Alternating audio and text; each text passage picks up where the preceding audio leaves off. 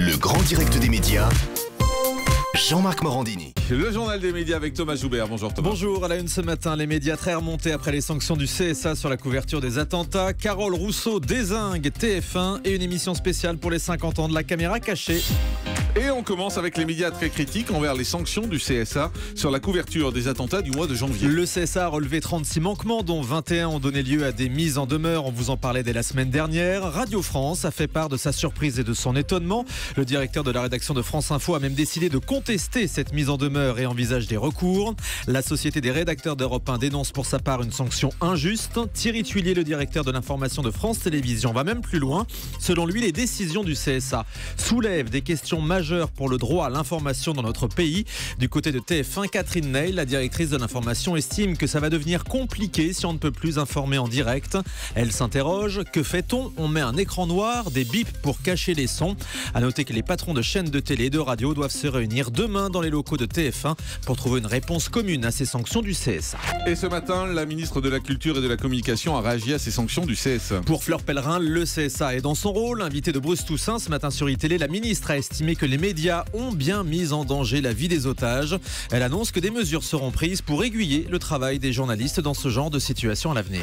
On a quand même risqué la vie des personnes qui se trouvaient dans l'hypercachère. Donc globalement, vous approuvez ces sanctions? Mais je n'ai pas à les approuver ou les désapprouver. Je dis juste que le CSA, qui doit faire respecter aux chaînes les chartes et les engagements qu'ils ont pris de ne pas mettre en danger la vie de personne ou de respecter le travail de la police et de la justice, eh bien, il a constaté un manquement par rapport aux engagements qui ont été pris volontairement par les chaînes. Et où se situe la liberté et le devoir d'informer? Et vous savez, moi, du point de vue de la ministre de la Culture que je suis, nous allons faire en sorte, avec le ministre de l'Intérieur, avec la ministre de la Justice, de donner un cadre plus clair aux journalistes et aux chaînes de télévision, notamment celles qui travaillent en continu, pour que ce soit plus facile la prochaine fois de comprendre exactement où on peut s'installer, où on peut mettre ses caméras et comment faire, quelles informations, comment valider les informations qu'on peut donner à la télévision sans mettre en danger la vie d'autrui. Nous allons essayer d'installer ces procédures-là, parce que malheureusement, là, il n'y avait pas ces procédures-là.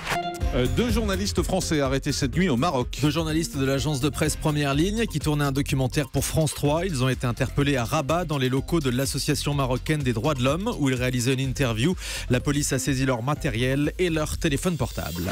Et puis Laurent Ruquier va faire son retour en prime time sur France 2. On l'apprend ce matin, selon le site Pure Média, la chaîne a commandé 4 spéciales des grosses têtes présentées par Laurent Ruquier avec ses chroniqueurs. Les grosses têtes qui ont déjà connu des adaptations à la télé sur TF1 à l'époque de Philippe Bouvard.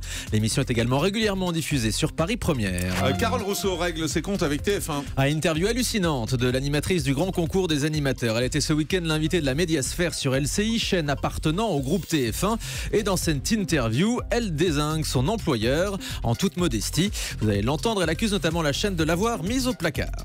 Mes relations avec TF1, je dirais qu'elles sont ludiques. C'est-à-dire que quand au bout de 20 ans de collaboration, vous ne recevez même pas un mot de félicitations pour la naissance de vos jumeaux, quand au bout de 20 ans de collaboration, vous n'êtes même pas invité à la soirée des 40 ans de la chaîne, quand vous savez qu'ils ont essayé à plusieurs reprises de vous évincer, mais que dans le placard dans lequel je suis, peut-être, parce qu'il faut arrêter de se raconter des bêtises, ce placard réalise encore plusieurs millions de téléspectateurs, peut-être que Carole Rousseau est parfois un mal nécessaire. Voilà, on précise que c'est l'émission qui réalise plusieurs millions de téléspectateurs et pas Carole Rousseau. TF1 a choisi l'animateur qui présentera son jeu d'aventure. Ouais, ce sera pas Carole Rousseau du coup. Ce jeu, c'est Dropped, où des personnalités seront lâchées dans la nature. On vous en parlait dès la semaine dernière. D'anciens sportifs de haut niveau devront rejoindre la civilisation le plus vite possible. Et c'est Louis Baudin qui présentera ce jeu. Le monsieur Météo l'a annoncé ce matin chez nos confrères de RTL. Le tournage aura lieu au mois de mars dans des contrées lointaines. Et l'émission devrait faire l'objet de 4 primes. Information exclusive, France 3 va fêter les 50 ans de la caméra cachée. Une grande soirée spéciale est prévue en prime time et la chaîne a décidé de confier la présentation de cette émission à Raphaël Mesrahi, grand spécialiste des pièges à la télé avec ses interviews décalées. L'émission reviendra sur les débuts des caméras cachées de Jacques Rouland jusqu'à Caméra invisible à l'époque. C'était la caméra invisible. Ouais. Exactement.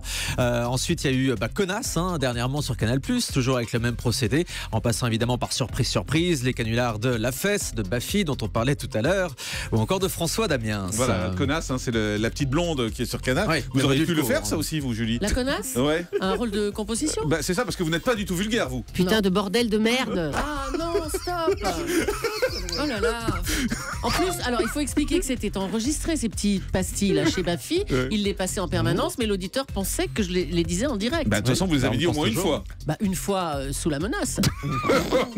France 3 prépare aussi un documentaire sur Renaud. La chaîne a effectivement commandé un documentaire au journaliste Didier Varro qui connaît très bien le chanteur. Selon le Parisien, Renaud ne devrait pas intervenir, mais ce sont ses proches qui parleront de lui. Diffusion prochainement en prime time le lundi soir. Et puis la grève se poursuit à France Télé. Depuis le 29 janvier, les syndicats déposent chaque jour, tour à tour, un préavis de grève de 24 heures. Des grèves partiellement suivies qui perturbent plus ou moins les antennes. Hier soir, par exemple, 20h de Laurent Delahousse a eu lieu dans un studio de secours avec une lumière assez hasardeuse. À 13h, c'était pareil. Un maquillage apparemment inexistant.